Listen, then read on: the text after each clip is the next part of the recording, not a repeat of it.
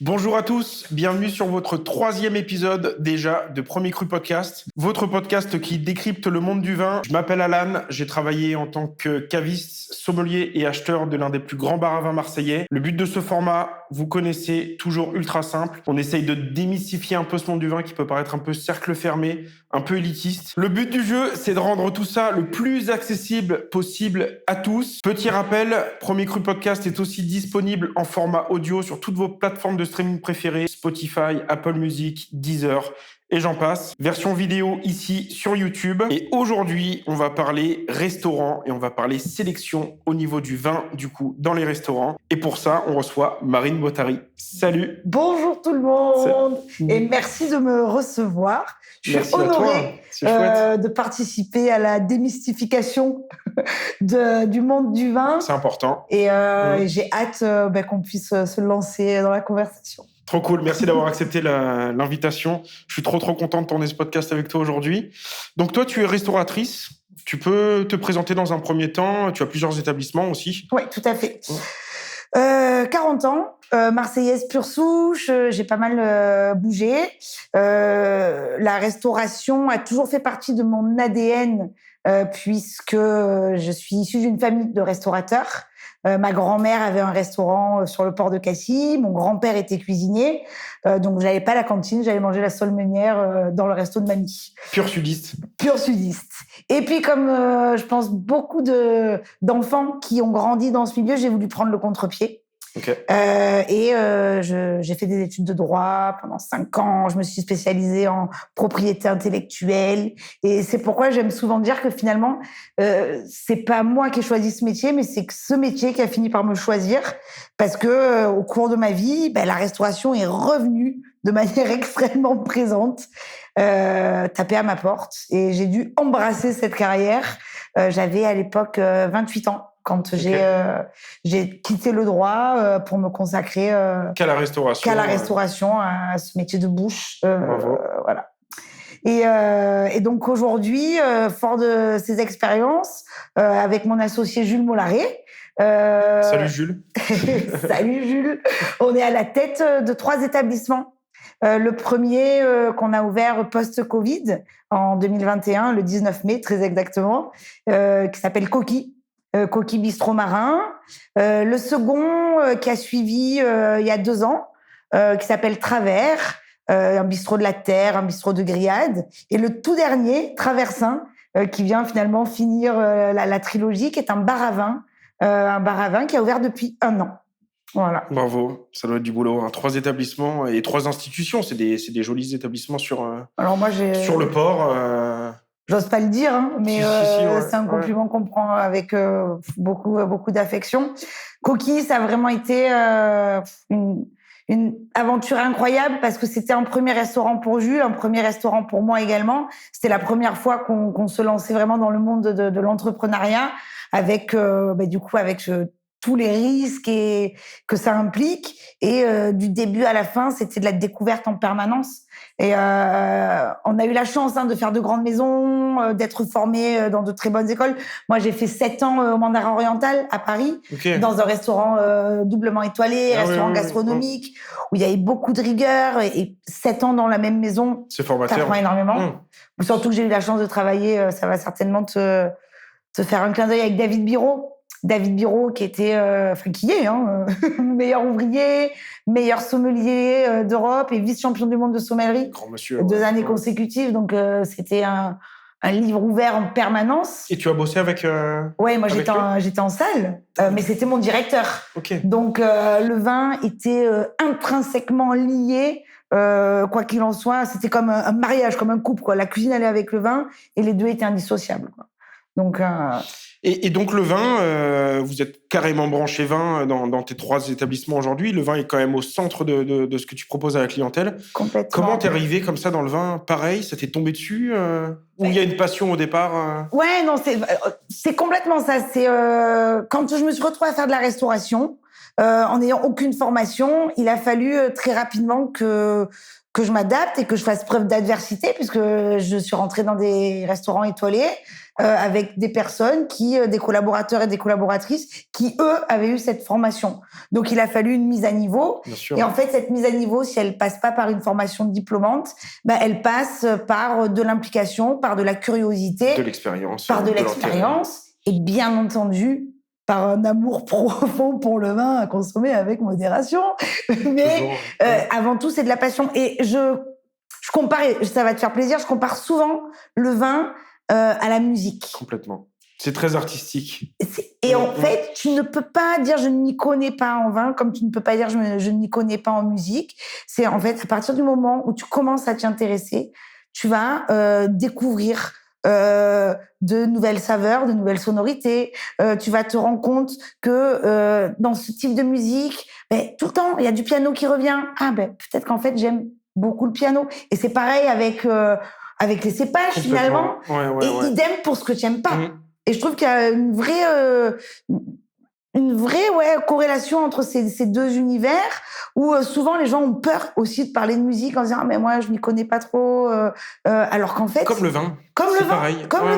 Alors qu'en réalité à partir du moment où tu as un palais, où tu as des oreilles, ce que toi tu aimes ça va pas forcément plaire à quelqu'un d'autre, mais ce qui te procure le plus d'émotions c'est ce que tu aimes et tu peux mettre des mots dessus. Exactement. Même si ces mots sont simples. Donc, et par contre tu peux aussi reconnaître, même si c'est pas quelque chose qui va te toucher toi particulièrement, tu peux reconnaître un chef-d'œuvre musical en disant moi j'aime pas particulièrement le classique, mais quand j'entends, je suis capable de dire que c'est que ça peut te transporter. Et c'est pareil avec un vin. Complètement. J'aime pas forcément le Viognier, mais parfois quand tu vois des grands condrieux, tu te dis c'est peut-être pas mon appétence, mais là je sais que c'est quelque chose de grand qui est en train de se passer. Et je trouve qu'il y a vraiment cette corrélation. Du coup, on a complètement dévié de la question initiale.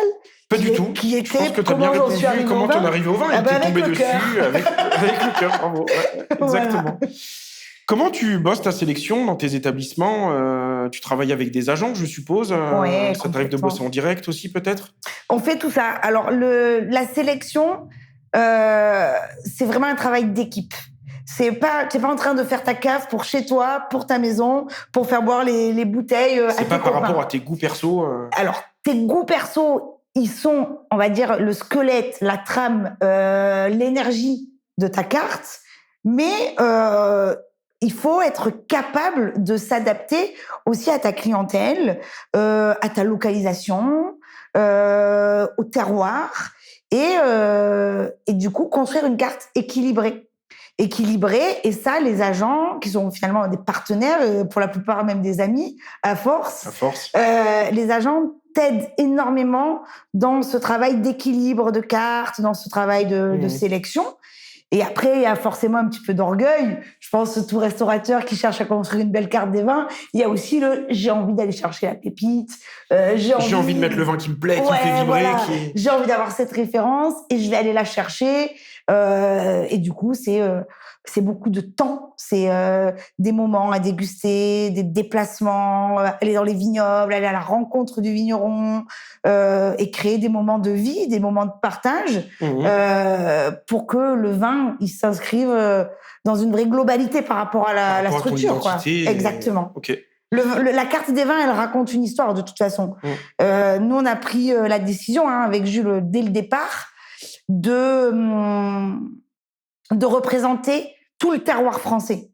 On aurait pu se dire on est à Marseille, on a envie de mettre du local, parce qu'il y a de très belles choses. On aurait largement pu faire une très belle carte des vins qu'avec du local, mais c'était l'idée de Marseille, capitale européenne de la culture en 2013, Marseille qui est en train aussi de se développer, qu'on a envie de voir grandir. Il y a une expansion géniale sur Marseille. Et donc ça veut dire finalement les touristes, quand ils viennent à Marseille, ils viennent en France. Est-ce qu'ils n'ont pas le droit de découvrir des vins d'Alsace? Est-ce qu'ils n'ont pas le droit de découvrir des vins de Loire, à fortiori dans un restaurant de coquillage?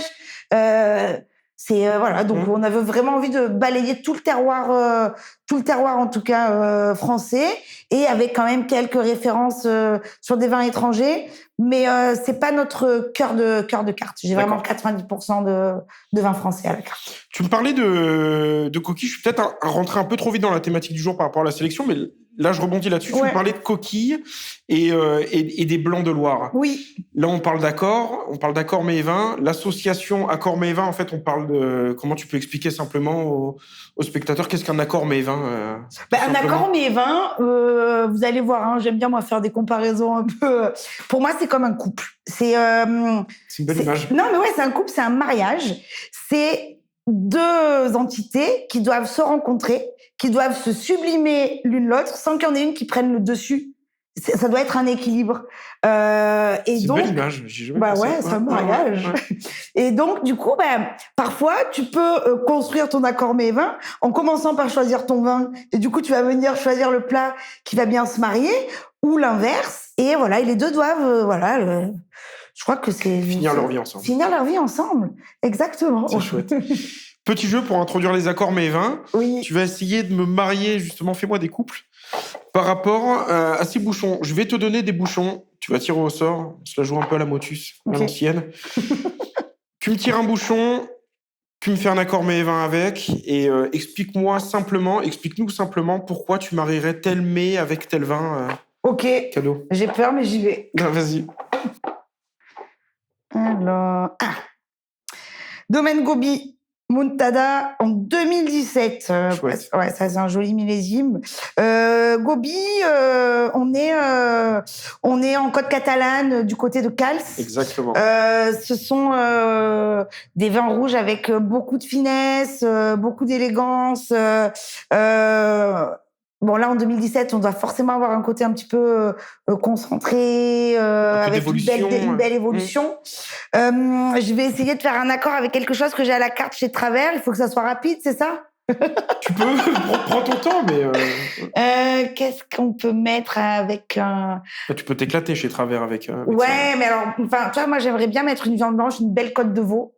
Une côte de veau avec du coup, la côte de veau avec le jus de cuisson un petit peu corsé qui va venir faire écho avec le côté un peu épicé peut-être. Exactement. Ouais. Okay. Et une côte de veau grillée au feu de bois, hein, avec le côté un petit peu fumé également du feu de bois. Et des haricots verts à l'ail. Ok. Ouais, voilà. Chouette. Moi, j'adore la simplicité. Bon, c'est bien de parler d'accords mets et vins simples. Ouais. Tu sais, on a l'habitude d'entendre, quand on parle d'accords mets et vins, on part tout de suite dans des vins super complexes et des mets super complexes.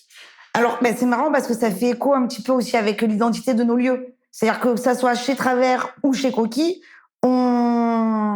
on a pris vraiment le parti du produit, du terroir, et d'aller vers des choses simples. Ce sont des poissons grillés, ce sont des viandes grillées, ce sont des garnitures de saison, avec de l'ail, la cuisine de partage, de générosité, des tentacules de poulpe, et finalement, des accords très francs, des accords très directs. En mode bistrot. Oui, mais parce que je suis pas sommelière, hein. Enfin, en toute humilité, je suis pas sommelière. Et tu l'es devenue. Je le suis devenue. J'ai pas la prétention de le dire. Comme je l'ai dit, je suis amoureuse du vin. Je suis amoureuse du vin, et puis parfois, en amour, on peut se tromper, on peut faire des erreurs. Mais bon, la plupart du temps, quand c'est fait avec le cœur, c'est juste. C'est juste. Donc, mais du coup, toute notre carte, elle est construite sur cette brutalité quelque part. Le produit brut mis en avant sur des cuissons et sur une sélection comme nos vins. Enfin, comme nos vins qui sont vraiment sélectionnés sur la façon de travailler, enfin, c'est clair. Chouette. Okay. Je te laisse prendre le deuxième bouchon. Ok. Alors là, on est sur côte rôtie de chez Lafoy, Jocelyne et Yves Lafoy. Oh, génial. Ah, ça, c'est formidable. Gros big up à Gaëtan Lafoy. Ça fait un moment que je t'ai pas vu. J'espère te revoir bientôt. Peut-être ici. J'ai cru en voir une, là, non? Ouais, elle est là. Ah, voilà, tu vois, j'ai l'œil. Hein. La côte blonde, ça, c'est magique, ouais. Donc, côte rôtie, on est sur des rouges 100% Syrah. Syrah, ouais. Syrah, Vallée du Rhône. Vallée du Rhône, énormément d'élégance sur les côtes rôties. Hein. C'est d'une finesse et d'une verticalité incroyable. Ça, moi, je le vois souvent sur du gibier. Gibier, si j'avais des riz de veau en ce moment, je le mettrais sur des riz de veau ou sur du pigeon. Repas de chasseur. Ouais, c'est repas. Là encore, dans la Syrah, on a toujours ce côté un petit peu épicé, poivré, griotte. Je sais, je le mettrais bien avec mon bœuf Wellington. Bœuf Wellington, qu'on propose uniquement sur commande, attention. C'est filet de bœuf en croûte, avec du sel de champignon, pareil avec un jus de cuisson corsé et une petite feuille de chou. Ça marche bien là-dessus. Ça serait top ça. Ouais, j'ai faim. Yes. Allez.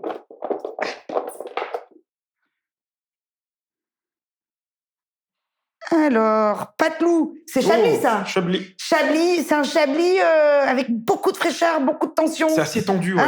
Avec assez un peu tendu. Calcaire bien iodé. Là, du coup, calcaire iodé, tu as presque déjà fait l'accord pour moi. Hein. Là, on va retourner chez Coquille. On peut même se le faire directement sur. Alors, je sais que sur les huîtres, j'aime bien proposer de la Loire, du muscadet et tout, mais là, avec ce type de Chablis, avec autant de tension, autant d'acidulé, on peut vraiment partir sur les Ostra Régal de la famille Boutré, numéro 4, avec un petit goût de noisette. Okay. Et où du coup, on va la retrouver, ça me donne trop envie. L'Ostra Régal, la toute petite, là, avec ce petit goût de noisette, avec un petit Chablis. Il n'y a rien de petit dans un restaurant. Ni l'Ostra Régal, ni le Chablis, attention.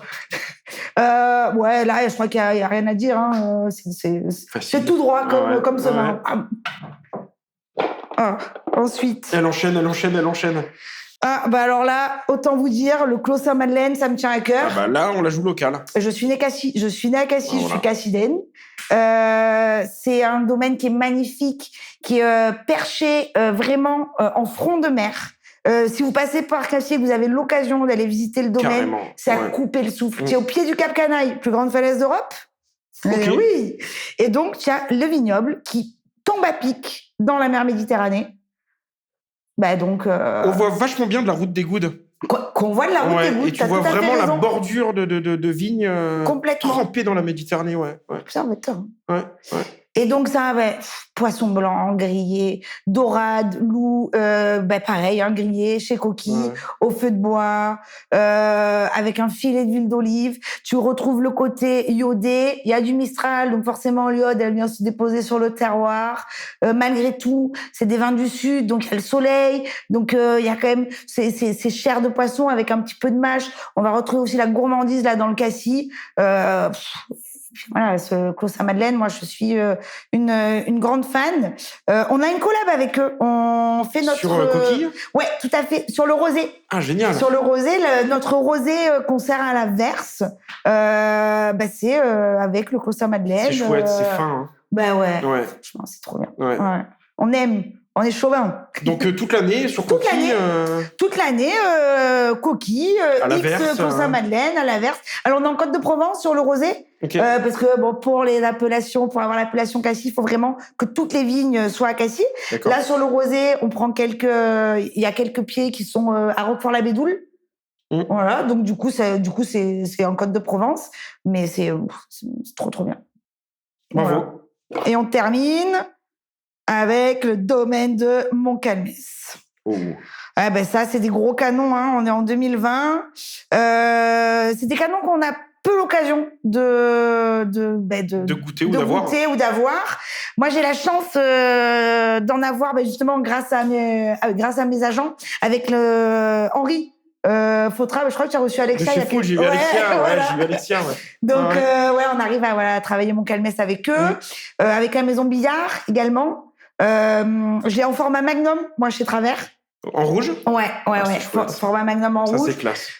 J'aimerais attendre un petit peu, quand même, tu vois, pour qu'il soit vraiment, vraiment prêt à boire. Là, côte de bœuf, mon plat emblématique, viande grillée, viande rouge, côte de bœuf, entrecôte, avec un peu de fleur de sel et t'as même pas besoin, t'as même pas besoin de garniture, je crois. Ouais. Parce que c'est comme ça, ça, la garniture. comme ça, Ouais, mais moi, sur les accords, je trouve qu'il y a vachement un truc aussi souvent de mâche. C'est-à-dire, quand tu as des viandes avec beaucoup de mâche, tu vas chercher des vins avec beaucoup de structure, de des mâche accords de aussi. texture, du coup, t'accordes de la texture.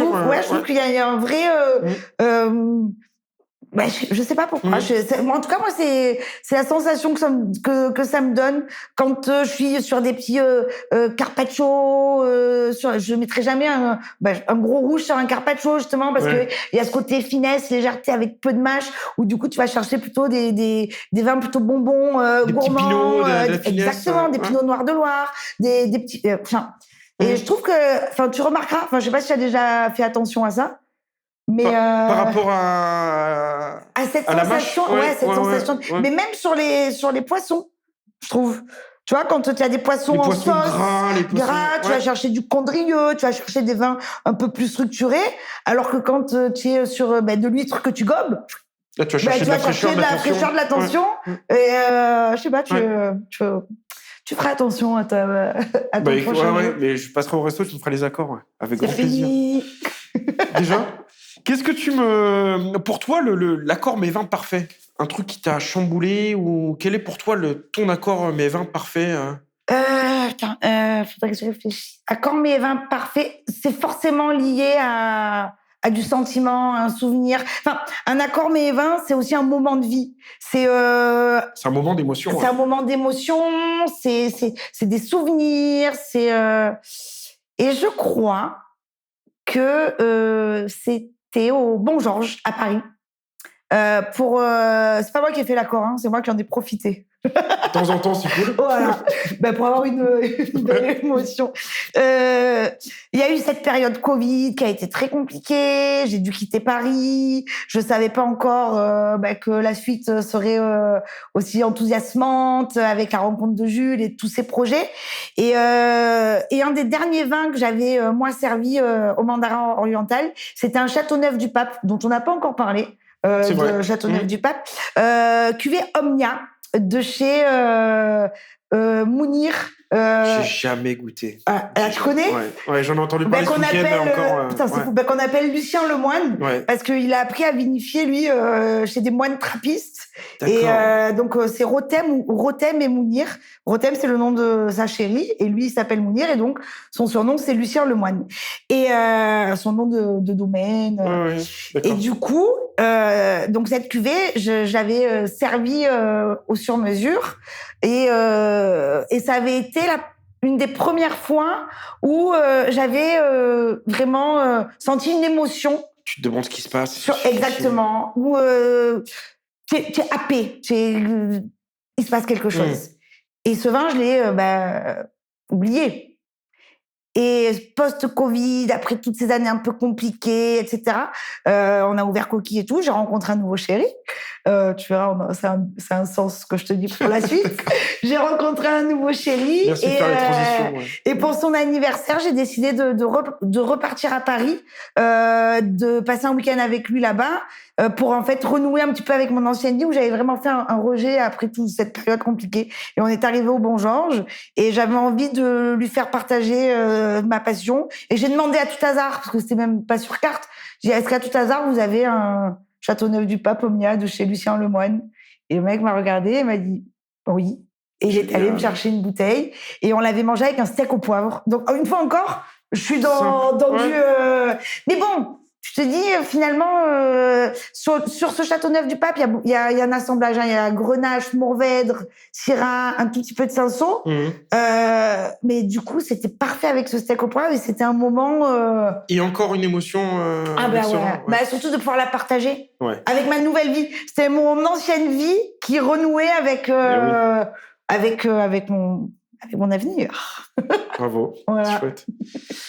On parlait tout à l'heure, tu parlais de Carpaccio, tu vois, Carpaccio, vin rouge, puissant, comme quoi ça peut complètement tuer ton plat. Complètement. On a tous et je pense que nos spectateurs aussi, on a tous des accords mets vins type qui à chaque fois fonctionnent, alors que je pense qu'il y a pas mal de boulettes. Je pense que le plus, à fortiori en France, c'est cette espèce de... Je sais pas d'où ça vient, parce que même moi, quand j'étais petite... pas croire que j'ai commencé à boire trop tôt, mais j'ai souvenir de le vin rouge avec le fromage. Et oui. Et ça, je pense que c'est vraiment le plus gros, la plus grosse. C'est pas une erreur parce qu'on a dit qu'on n'avait pas le droit. On pouvait pas dire que c'était des erreurs parce que chacun son palais, chacun son. Mais les personnes qui veulent nous faire confiance et veulent plutôt s'orienter sur du vin blanc avec du fromage, en tout cas 90% des fromages, il faut vraiment foncer parce que le vin blanc avec le fromage, c'est formidable. Et d'ailleurs, il y a quand même ce truc un peu régional. Les fromages de Savoie, ça va super bien avec les vins savoyard. Exactement. Dans le Jura, c'est pareil. Dans le Jura, c'est pareil. Les vins rouges avec le fromage, c'est vraiment quelques exceptions à la limite sur des pâtes peut-être persillées et encore même pas. Et encore. Mais moi j'aime bien même les liquoreux sur le fromage. Ah oui, ça se fait. Ça c'est super bien. Quoi. Ça se fait aller chercher un peu de sucre sur le fromage. Complètement. Et il y a même, tu me dis si je me trompe, mais je crois que c'est même chimique. Oui, alors en fait, t'as un truc, c'est lié au lactose. En fait, le lactose avec les tanins du vin rouge va des rétros. Ça ne fonctionne pas. Ça finit pas en couple. Ça finit pas en couple. C'est comment ils disent les jeunes? C'est un red flag. Red flag, ouais. Donc red flag, le rouge sur le fromage, les gars, red flag. Ah ouais. Le champagne. Champagne dessert. Attention, surtout pas dans le champagne. Champagne, il y a beaucoup d'acidité. Et en fait, c'est pareil, c'est même chimique. L'acidité sur la sucrosité, ça marche pas. Amertume. Et donc, du coup, c'est... en fait, champagne pour l'apéritif, même du champagne sur de la charcuterie, c'est top. Champagne sur de la charcuterie, champagne... Allez, pourquoi pas sur du fromage, mais pas sur du dessert. Donc, non, le cliché des fraises avec le champagne. Ça fonctionne pas, ouais. Non, José. Est-ce qu'on peut faire du rouge? Oui. Est-ce qu'on peut faire un vin rouge sur un poisson? On peut. Ah, bien sûr, on peut faire un vin rouge sur un poisson. Ce que je disais, moi, tout à l'heure, je parlais énormément de produits bruts. Après, le poisson, il y a aussi dans ce mariage, dans ce couple, il y a aussi toutes les sauces, toutes les cuissons qui viennent rentrer en compte. Et il y a des vins rouges très légers, il y a des vins rouges avec beaucoup de fraîcheur. On en parlait, je crois qu'on l'a évoqué tout à l'heure. Hein. Moi, je pense à des pinots, à des pinots noirs de Loire, sur des vins vraiment qui sont croquants, sur la fraîcheur, gourmands, sur la fraîcheur. Et ça peut même parfois complètement. Moi, en ce moment, chez Travers, je fais une tentacule de poulpe grillée avec un petit peu de chorizo sur le dessus. Donc là, tu pars sur du rouge croquant, gourmand. Tu vas pas chercher trop de structure, trop de... Ah ben non, tu te régales. Ça sublime. Hein, donc, il faut... Et puis, il faut avoir aussi un peu de curiosité, un peu de courage et se laisser tenter par des accords un petit peu atypiques. Il faut y aller. Enfin, c'est... faire confiance. Faire confiance au restaurateur, au caviste, si tu vas en cave chercher ton vin. Et... Complètement. Ouais. Complètement. Ta sélection, tu m'as dit que tu travaillais avec beaucoup d'agents. Oui. Principalement. D'ailleurs, j'en profite, on a eu Alexia de l'agence Food, on en a parlé tout à l'heure sur l'épisode précédent de Premier Cru Podcast. Pensez à vous abonner pour ne rien louper. Je réfléchis déjà à l'épisode numéro 4. Et oui, Foudre, tu travailles avec Foudre, tu travailles avec des agents. Beaucoup d'agents, des agents historiques, avec l'agence... tu sais, j'ai l'impression d'être en remerciement des Oscars, avec Sébastien Glasson, avec Julien Trine, avec l'agence... Je mettrai des applaudissements au montage. Avec Julien Fellin, avec Guillaume Bonneau, avec Francis, avec Romain Martel, j'ai peur d'en oublier, Hugo Savignan. Avec énormément d'agents, parce qu'ils participent de la richesse. Ce que je te disais, notre carte des vins, nous, c'est notre personnalité. Les catalogues des agents, c'est leur personnalité aussi. Et en fait, on va piocher chez chacun ce qui va le plus ressembler à notre identité. Avec 3 établissements, vous imaginez bien tu imagines bien que j'ai pas fait un copier-coller de cartes. Coquille, il y a une vocation vraiment avec une grosse majorité de vins blancs, avec plus de touristes, parce que les touristes viennent pour découvrir le poisson. Donc, on a une carte régionale un petit peu plus prononcée, même si j'ai énormément d'autres choses, attention. Mais donc voilà, Coquille, des vins plus locaux, beaucoup de vins blancs. sur travers, ce côté grillade, ce côté terroir, avec des vins peut-être un petit peu plus sérieux, des vins vraiment, des vins, comme je disais, Montcalmès, Gobi, Oui. Roulier, des Châteauneuf, voilà, des vins sérieux. Tu vas chercher un peu plus les appellations. Les appellations, et chez Traversin, c'est au le contraire. mix un peu. Ouais, voilà, chez Traversin, on va avoir beaucoup de vins un petit peu plus rock'n'roll. Ça veut pas dire qu'ils soient pas extrêmement bien sourcés, mais les trois se complètent. Plus de rouge chez Travers, plus de blanc chez Coquille, plus locaux chez Coquille, plus d'appellations chez Travers, et plus de rock, plus de liberté, plus de prise de risque chez Traversin. Sachant que Traversin, notre directeur, c'est un Alsacien. D'origine. Okay. Donc lui, il a vraiment aussi cette appétence pour les vins d'Alsace, pour les Gewürz, pour les vins, les Riesling, donc c'est cool. C'est cool. Et du coup, ça nous permet nous aussi d'aller piocher un peu parfois à droite à gauche. J'ai des clients parfois qui sont chez Travers qui me disent mais la dernière fois j'ai bu un Meursault chez Coquille. Attends, mais je vais te le chercher. Je pars au courant. Tu fais ça. Oui. C'est génial. Attends, on est tout à côté. Alors c'est le but. Donc je mange chez Travers. Oui. Le bar à vin est collé. Oui. Traversin. Je peux aller chez Traversin, choper ma quille, aller chez Travers, ou t'en parler, que toi tu fasses la passerelle. C'est mieux de faire comme ça. Oui. Vous restez assis et nous on fait tout le boulot. Mais oui, bien. Complètement. C'est le but. Ça c'est chouette et ça te donne une palette illimitée. Tu peux faire ce que tu veux. Il faut éviter la frustration. Si tu as envie de... Ça serait quand même extrêmement blessant de ma part. Tu veux boire un vin qui est le pas à côté, mais je vais pas le chercher. Non, je fais l'effort. Au contraire, ça fait partie de la richesse du lieu. C'est cool. Ouais. Quelles sont les tendances actuelles des vins aujourd'hui? Qu'est-ce que tu sers le plus, par exemple? Alors, je trouve qu'on commence un petit peu à revenir sur Il y a eu à un moment une phase nature, vraiment. C'est vraiment assez marquant. Je pense attention, j'ai pas envie que les Marseillais... J'adore Marseille, je suis née à Marseille, je suis une Marseillaise pure souche et tout, mais on a toujours un petit train de retard sur certaines choses. Et en l'occurrence, en ayant bossé pendant 8 ans à Paris, les bars à vin nature à Paris, ils sont arrivés il y a un moment. Marseille, c'est arrivé un petit peu plus tard. Et donc, à un moment donné, j'ai eu l'impression qu'on était un peu... Comme le running. Non, mais tu vois, tout le monde s'est mis à faire du running et tout le monde s'est mis à boire. Pendant le Covid, tout le monde courait. Voilà. Tu courais et tu achetais ton canon de vin nature. Je trouve que c'est en train de se rééquilibrer. On est en train de remettre l'église au milieu du village, c'est-à-dire qu'il y a des vins nature qui sont extraordinaires, mais moi je déteste les ayatollahs, je déteste les extrêmes. Et il y a des vins nature qui malheureusement sont déviants et ont des défauts. En fait, c'est pas parce que c'est nature que c'est bon, et c'est pas parce que c'est conventionnel que c'est pas bon, voilà. Donc en fait, il faut juste un petit peu faire preuve de tolérance. C'est pas des vins vivants et des vins morts. Non, c'est tu vois donc moi je trouve que ça c'est la tendance, c'est-à-dire que les gens reviennent vers une consommation de goût. Ça me plaît, c'est nature, génial. Non seulement ça me plaît et en plus c'est nature. Mais c'est pas je choisis parce que c'est nature. Je choisis parce que ça correspond à mes critères de sélection. Et en plus de ça, il s'avère que c'est nature. Génial. Moi, je prône l'agriculture raisonnée, je prône la biodynamie, je prône... parce que 90% de ma carte, c'est ça.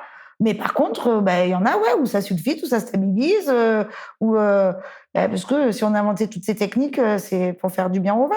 Et puis voilà. Et donc, vin nature, effet de mode ou vraie révolution pour toi? Non, effet de mode. Effet de mode. Ah oui, effet de mode. Ouais. Enfin, pour moi, effet de mode. C'est-à-dire que, la révolution, c'est de prendre, en gros, de prendre acte qu'on a déconné au niveau global. Par rapport au respect de l'environnement, par rapport voilà. Donc du coup, ça c'est un éveil collectif qui est primordial, qui est génial. Mais comme je te disais, effet de mode, parce que quand parfois tu goûtes des vins, on va parler peut-être de la souris, qui est un des défauts. Il y a plusieurs défauts dans le vin, souris, volatile. Bon, moi on peut me dire ce qu'on veut, on peut pas me dire il y a de la souris, mais c'est fait exprès. Ben non, c'est un défaut que tu n'as pas su maîtriser, c'est pas grave. Chapeau pour tout ce que tu as fait. Enfin, je sais pas faire le quart du moitié du commencement de ce que tu as fait. Mais me dis pas que c'est et là, que tu adores ça. Enfin, je parle des clients du coup qui. Enfin, non, c'est un défaut. Ben écoute. C'est quoi la souris? La souris, alors moi, j'ai l'impression. En gros, c'est quand tu goûtes un vin. Il y en a qui sont plus ou moins sensibles, parce que là, je crois encore que c'est un truc de chimie, d'acide, donc moi, j'y suis très sensible. Quand je goûte un vin avec de la souris, en olfaction, j'ai un goût, je sais pas si vous vous rappelez quand vous étiez petit, que vous mettiez l'effaceur sur la langue. Ah ouais, vous le faisiez ou pas? Bon, voilà. Le côté blanc de ouais, mais ils ne connaissent pas les jeunes. En 1985, on avait des stylos où on pouvait effacer avec le côté blanc. Ah ouais, c'était génial. Le stylo bleu et blanc. Voilà, ouais. Ce côté blanc. Et moi, ça me fait comme un goût de poussière. Ou de peau de saucisson. Grave. Le blanc de la peau de saucisson, tu vois? Voilà. Et ça, c'est quoi? C'est un défaut? Je crois, j'ai pas envie de dire de bêtises. Je couperai pas au montage, donc j'ai pas envie de dire de conneries. Moi, j'en dis beaucoup de conneries. Hein. Et je crois que c'est un défaut bactérien. Je crois que c'est une bactérie qui se développe dans tes cuves. Ouais. Et t'as le défaut, et Macache, il partira plus jamais. Il partira plus jamais, ouais. Voilà. Et ça, c'est quand t'es dans le naturel. Ben oui, c'est quand tu décides vraiment qu'il n'y ait aucun interventionnisme et que tu laisses parfois intervenir un peu. C'est bien. Raisonnablement. Exactement. Quel est le vin que tu vends le plus? Est-ce que toi, tu as le vin comme ça qui vient tout de suite en tête que tu vends le plus? Après, tu as 3 établissements. Ouais, alors clairement. Mais par établissement, par exemple. Clairement, chez Coquille, mes 3 bangers, on va dire, c'est local et c'est en blanc. Je vends énormément, de Cassico Saint-Madeleine. Je vends énormément quand la période estivale arrive de Porquerolles, domaine de la Courtade. Parce que c'est bon, le côté insulaire, le côté qui fait un petit peu donc il y a la petite île qui est dessinée sur la bouteille. C'est l'étiquette bleue. L'étiquette bleue. Et en fait, l'île, en gros, ils ont ouvert l'étiquette, je sais pas comment on appelle ça. Bon, tu vois, ils ont découpé l'étiquette bleue et l'île, elle apparaît en transparence. Cadastre. Ouais, bon. Mais c'est trop bon. Trop beau. Ouais. Et du coup, il y a un muscadet. Alors ça dépend parce que du coup je fais tourner mes références, mais c'est vrai que c'est l'accord que je propose le plus souvent sur les huîtres. Donc un coup on avait fait une cuvée avec Régis et Sylvain, la cuvée Coquille, muscadet Sèvres-et-Maine-sur-Lit. On a fait celui que j'adore là avec ses grandes moustaches blanches. Jolandron. Tellement Amphibolite. Bon. Amphibolite. Cuplin. Putain. Ça, Amphibolite, Jolandron, mais c'est trop bon. Si je pouvais avoir plus de bouteilles, j'en vendrais. Et en Coteau d'Aix, je bosse bien avec les Béates, Pierre, et Sylvain Moret dans le Luberon. Voilà, ça vraiment, c'est sur Coquille, on va dire, c'est les grosses ventes. Chez Travers, là, dans la période qui vient de s'écouler, c'est Vallée du Rhône à fond. Croze Hermitage. Franchement, je pense que Croze Hermitage, c'est... une fois encore, par rapport à ma cuisine au feu de bois, enfin, tu vois, sur les viandes grillées, que ça soit de la viande blanche, de la viande rouge, que ça soit de la tentacule de poulpe, enfin, Croze, tu peux y aller. Donc, c'est vraiment, quand tu fais des repas à 4, 5, 6, ça balaye le plus... C'est un bel équilibre, cette appellation. Ouais. T'as l'épice de la Syrah, mais tu rentres pas dans quelque chose qui compote et qui tape trop. Exactement. Les tanins sont extrêmement fondus, extrêmement fins. T'as pas ce côté astringent qui peut te déplaire. Donc, Croze, j'en vends beaucoup chez Travers. Et chez Traversin, j'aimerais pas dire de bêtises, il faudrait pas que je dise des bêtises, mais je crois que chez Traversin, on a essayé de mettre pas mal le Languedoc. Languedoc à l'honneur sur des vins au verre, parce que moi c'est une région que j'adore. Ouais. Moi je suis une grande fan du Languedoc. Donc Loire pour les blancs et Languedoc pour les rouges. Toi on parlait de Gobi, moi les calcinaires de Gobi c'est je sais pas si tu l'as déjà goûté. Les calcinaires ouais c'est chouette. Rien que la couleur, déjà, tu te dis, putain, comment on arrive à... Je fais que dire des gros mots. Pardon. Non, mais à Marseille, putain, c'est pas un gros mot, c'est une virgule. On est d'accord? Bon, enfin, voilà, j'adore le Languedoc. Le petit truc qui revient souvent sur Premier Cru Podcast, je sais pas si tu as déjà vu, mais c'est la dégustation à l'aveugle. Ouais. Donc, je vais te faire déguster des vins à l'aveugle. Petite subtilité dans des verres noirs. Ok. Mais je crois qu'aujourd'hui, le sujet va être un peu différent que d'habitude. Oui. Comment j'amène le truc? Alors, Marinou est enceinte. J'attends une petite fille. Par conséquent, je peux pas déguster parce que je veux vraiment. Bien sûr. Avec le fameux Elvis du Châteauneuf du Pape, Omnia, tout ça.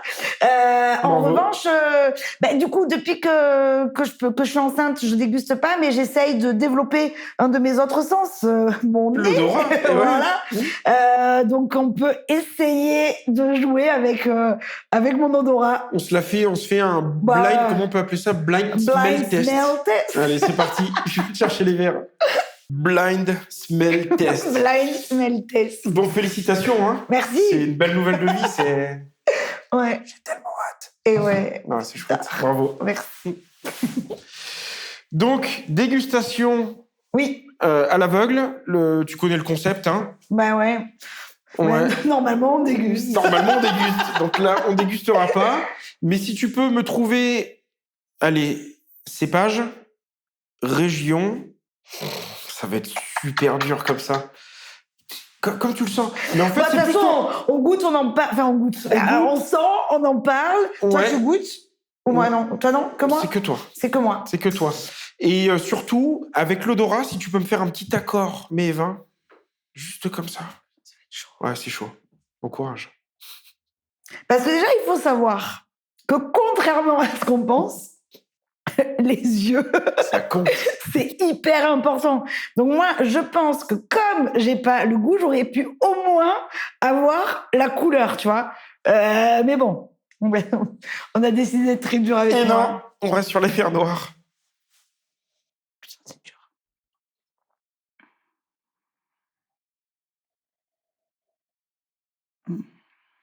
Ok, je sens le deuxième. T'as le droit de passer sur le deuxième, si tu veux. Il n'y a pas beaucoup de vin dans les verres. Hein. Si tu veux tourner, tu peux y aller. J'amènerai les poufs au précis. Alors, celui-ci va être plus structuré, plus puissant. D'accord. Non, mais je vous dis ça, du coup, par rapport à l'alcool. Donc, je pense que c'est un... Tu sais, toi, qui est qui? Oui. Je les ai pas mélangés, là. Je les connais. Et tu m'indiques si je parle vraiment... Donc, lui, il va être un peu plus puissant. Ok. Non, oui ou non? Non. Oui. Ah oui, voilà. Non, il faut que tu m'aides. Oui, d'accord, je t'aide.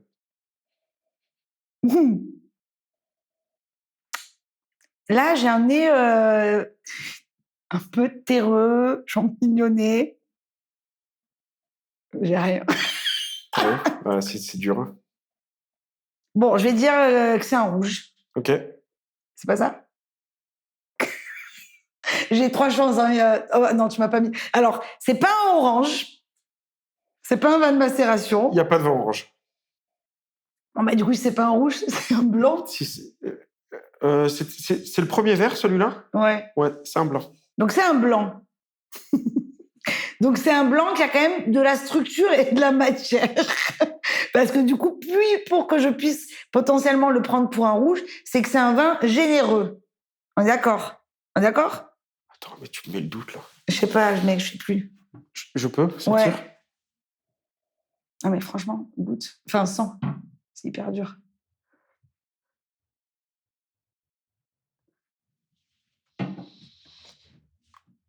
Vache.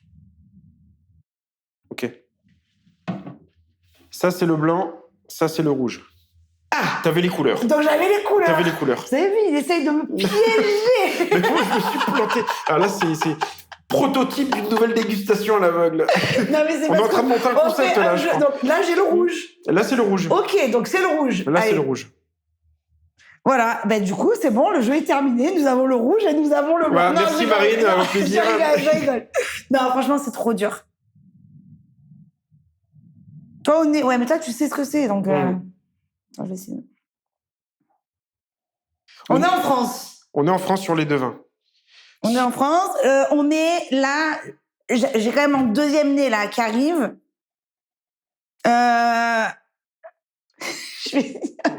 côté un peu confit. Confit, griotte, cerise. C'est bien. Ouais. Du coup, je dirais un vin plutôt sudiste. Très bien. Ouais. Un vin sudiste avec de la chaleur. On est peut-être à Bandol, je sais pas. C'est pas très loin. Je suis pas loin. Non. Oh merde. Si on n'est pas... Je suis vraiment pas loin. T'es pas très loin. On continue quand même. Là, ça devient presque de la torture. De la torture, ouais. T'es à Roquefort-la-Bédoule. À Roquefort-la-Bédoule. Ok. Ah bah ouais, je suis pas très loin. Roquefort-la-Bédoule, c'est là où je faisais du poney quand j'étais petite. Okay. Voilà, au poney club du château. Ça sentait ça? Ouais. Et attends, mais du coup, c'est style parce que le seul vignoble que je connais au château de Roquefort-la-Bédoule, c'est Gueule de Loup. C'est Gueule de Loup. C'est Gueule de Loup. Ah, je suis en train de pleurer. Et voilà, Gueule de Loup. Alors les gars. C'est Gueule de Loup 2024, ouais. Et Cabernet Sauvignon majoritairement. Ouais. Donc ce côté un peu griotte, c'est ce qui peut te donner le Cabernet. Et voilà. Tu me fais pleurer. Tu pleures. Non, mais franchement. Oh, c'est très drôle. Allez, je te laisse passer sur le blanc. Ouais, là, on peut dire que j'ai franchement presque réussi le blanc. Ouais. Donc là, c'est du blanc, bien entendu. C'est évident, du coup. Et là, du coup, si tu es joueur, on a fait le sud de la France, on va monter dans le nord. Tu n'es pas joueur. Je suis pas joueur, c'est trop facile de faire ça. Non, t'es pas dans le nord.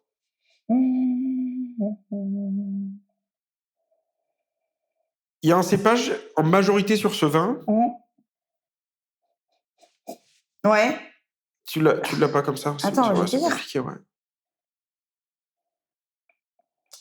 Il y a quand même un côté floral, végétal qui est bien marqué. Attends, je suis désolée, hein, on dirait... Mais franchement, je vous mets tous au défi de faire un smell blind test sous 40 degrés, d'accord? Il fait super chaud, ouais. On en peut plus. Je l'ai, hein, le... Attends. Ça va être long, hein? Ouais, j'ai vraiment ce côté floral qui est hyper marqué. On est sur des cépages du sud, du coup? Ouais. Donc, c'est quand même pas le cépage emblématique qu'on retrouve en Corse, qui est hyper aromatique. C'est du rôle. Oui, madame, c'est du rôle. C'est du rôle. Mais non, mais tu vois, le rôle, c'est marrant parce que le rôle, c'est vraiment... Comme tout à l'heure, je te parlais du Viognier, du Condrieu. Le rôle, je l'aime, comme le Sauvignon. Je l'aime ou je le déteste. Et il y a des rôles que je trouve absolument subtils, avec de la finesse, fins, qui du coup se rapprochent des Vermentino de Corse. Vermentino? Oui, mais imagine-toi que moi je disais Vermentino et je me suis fait corriger. Vermentino, c'est pour l'Italie. Et en Corse, ils veulent qu'on dise, enfin en tout cas celui que j'ai rencontré de vigneron, il m'a dit Vermentino. Je savais pas. Voilà. Merci. Moi non plus. Donc le rôle, j'adore par exemple, pour n'en citer qu'un, le rôle de Grandboise. Grandboise, il fait 16, c'est trop bon. Incroyable, incroyable. Parce qu'encore une fois, comme tu disais, c'est fin. C'est fin, ouais. Et donc du coup là, donc tu as une majorité de rôles et à côté de ça, du coup, c'est ça, hein, tu vois le côté un peu floral aromatique dont je te parlais, qu'on retrouve. Et du coup, tu dois avoir... Bon, je sais pas. Non, mais c'est bien. T'as du sémillon. Ah ouais. 76% de rôle et le reste, c'est du sémillon. Okay. Domaine de la Tour de l'Évêque. Ah bah ouais, très bien. Ouais, Tour de l'Évêque. On est au Coteau d'Aix-en-Provence. Ouais, c'est à Pierrefeu-du-Var.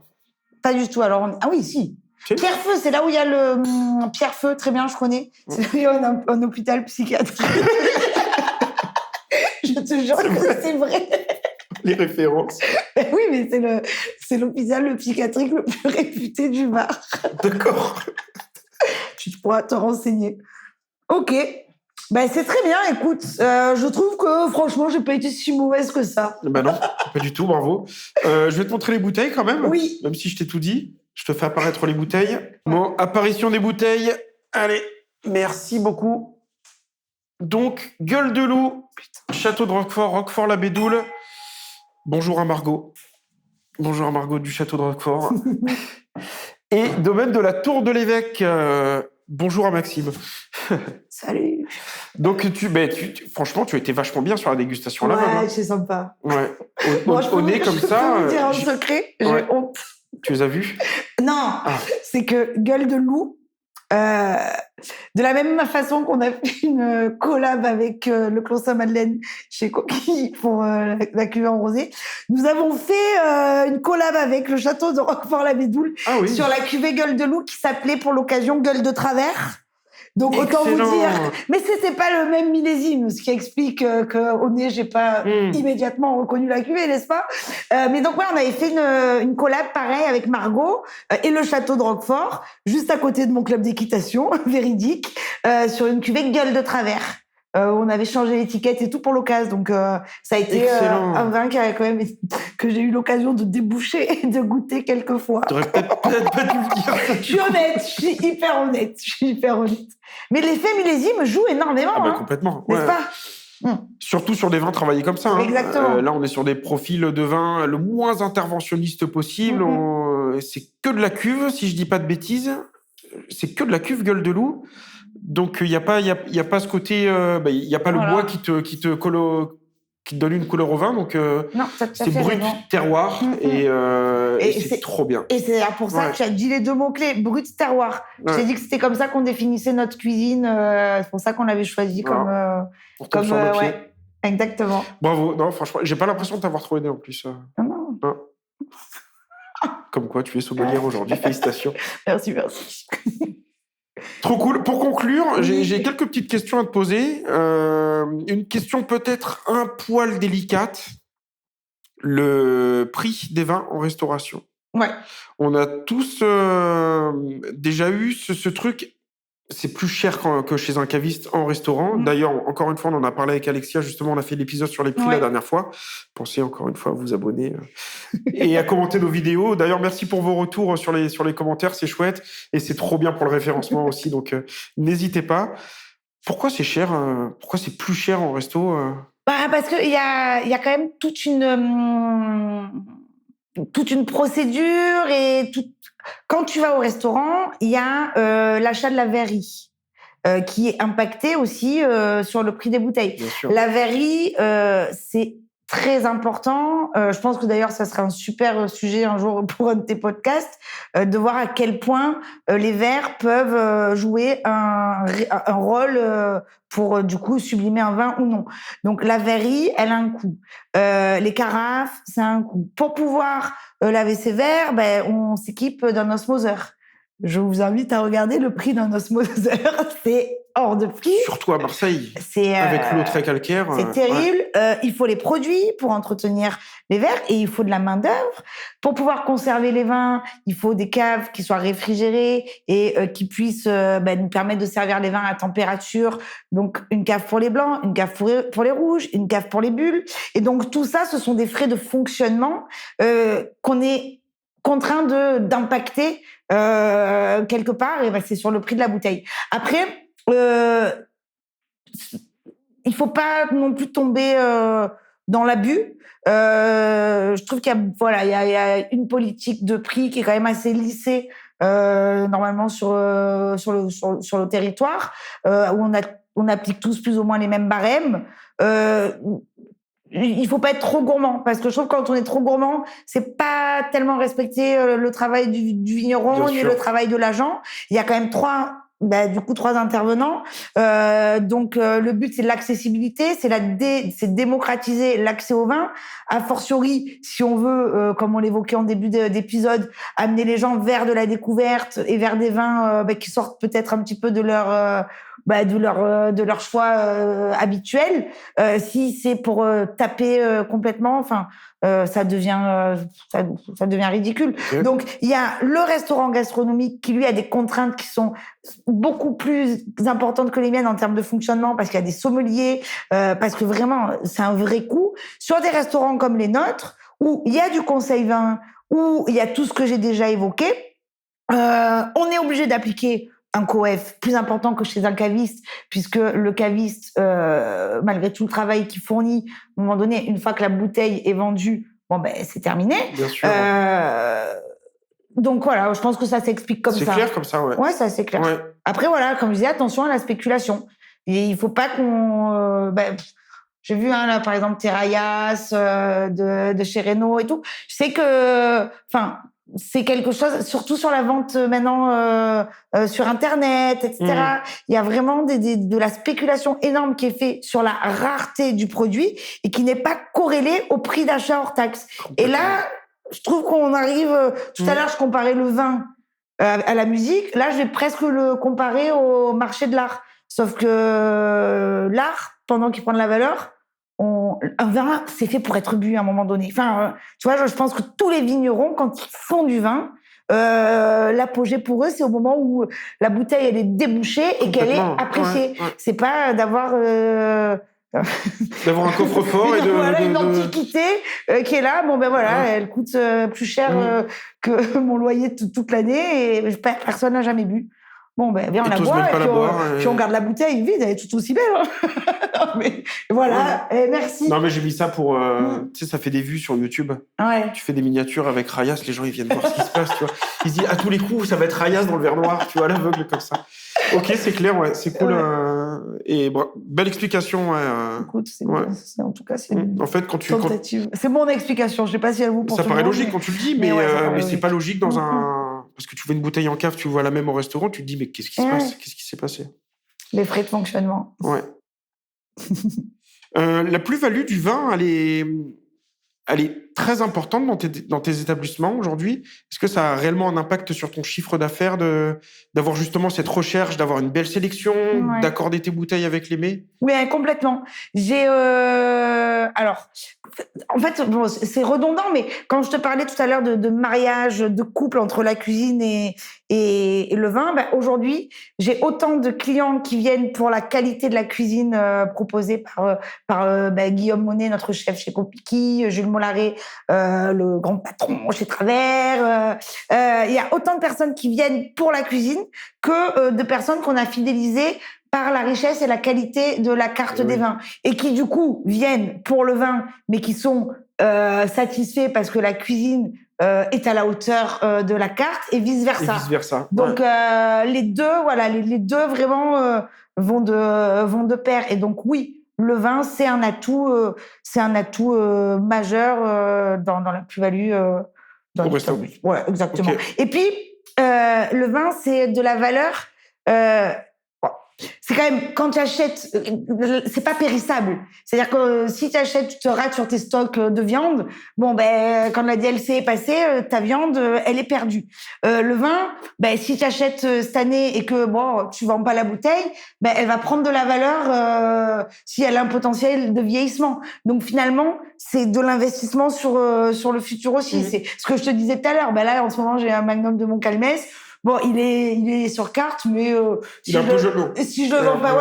le vends pas maintenant, c'est pas grave parce que je suis sûre qu'il sera meilleur dans 2-3 ans, tu vois. Donc oui. La plus-value d'un sommelier en restaurant, tu parlais de resto étoilé, mais toi chez Travers, tu as aussi tu conseilles. Oui. Quelle est la plus-value d'un sommelier dans un restaurant ? On n'a pas besoin d'avoir un restaurant, un établissement gastronomique pour avoir un sommelier aujourd'hui. Ouais, alors non, au contraire, je trouve que si on pouvait avoir un sommelier dans chaque établissement, ça serait génial. Aujourd'hui, je pense que nos modèles de restaurants ne nous permettent pas d'avoir une personne qui soit uniquement en sommellerie parce que c'est des trop gros volumes et que il faut pouvoir toucher à tout. Donc c'est vrai qu'il faut des profils soit sommeliers avec une vraie appétence pour le service et qui à un moment donné vont pas du tout rechigner pour débarrasser 3 assiettes. Exactement, ou vice versa finalement à mon image, des gens qui sont issus de la salle mais qui vont avoir une vraie appétence et une envie pour le vin.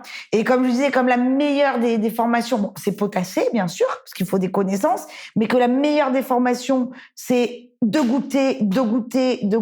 Et ce que je dis, c'est quand même quand vous n'êtes pas au travail, vous allez au resto, vous allez chez des amis, vous buvez un vin qui vous plaît, étape 1, regardez la bouteille, regardez ce qu'il y a dedans.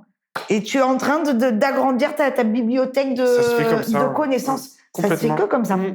Donc, si la conjoncture était extrêmement favorable, si on avait beaucoup de clients, si le monde de la restauration, et ce qui n'est pas le cas aujourd'hui, on va pas se mentir, j'embaucherais, mais pas un, j'embaucherais 2 sommeliers. Aujourd'hui, on essaye plutôt d'avoir des profils complets, d'intéresser les jeunes, et peut-être même de déclencher des volontés de passer le cap et de passer des examens. Ouais. Donc pour avoir le diplôme. Voilà. Vous avez compris, les sommeliers, hein, débarrasser 3 assiettes, ça fait partie du jeu aussi. Hein. Oui. On en connaît des sommeliers qui volent pas. Justement, avec Premier Cru, c'est ça le truc. On veut casser ce côté de sommellerie un peu trop sérieuse. Non, le sommelier, il débarrasse des assiettes. Le sommelier, il file un coup de main quand il peut. Quoi. Le sommelier, il a énormément été rattaché au restaurant gastronomique et semi-gastronomique. Oui. Donc, on avait vraiment l'image, d'ailleurs, du sommelier en costume cravate, avec son linge blanc sur le bras, avec, du coup, ces mots très techniques. Très techniques et un peu snob. Et qui mettait, du coup, une barrière avec... Donc, quand je disais, démocratiser, on peut, effectivement, aujourd'hui, avoir des sommeliers qui ont cette carte, qui ont ce bagou. Chez Traversin, dans mon bar à vin, c'est ça. C'est-à-dire qu'il y en a 2, ils sont sommeliers, mais attention, ça tranche de la mortadelle, ça débarrasse des huîtres, et c'est une vision plus désacralisée de la sommellerie qui la rend plus accessible. Et voilà. Et c'est même plus cool vis-à-vis du client. Ouais, complètement. Parce que le client s'identifie plus à une personne comme ça, effectivement, qu'au sommelier. Et ils osent plus poser de questions, sans avoir l'impression de paraître imbécile. Ouais. Alors que pas du tout. C'est un langage qui est tellement riche. Et bon, petite parenthèse, mais moi, je suis passionnée par le vin. Pourquoi ? Parce que c'est comme la philosophie, c'est un puits sans fond de connaissances. C'est-à-dire qu'on n'a jamais fini d'apprendre. C'est-à-dire que si tu décides de t'intéresser au terroir français, après tu peux passer à l'étranger. Sauf qu'en fait, dès qu'une année se termine, il y a un nouveau millésime, il y a une nouvelle façon de vinifier. Et en fait, tu n'as jamais fini d'apprendre. C'est incroyable. Chaque jour, tu peux découvrir quelque chose de nouveau. Complètement. Donc, c'est un cercle vertueux. Ça tourne. C'était une belle conclusion. Ouais. Merci Marine. Mais je vous en prie. Trop cool de t'avoir reçu, c'est génial.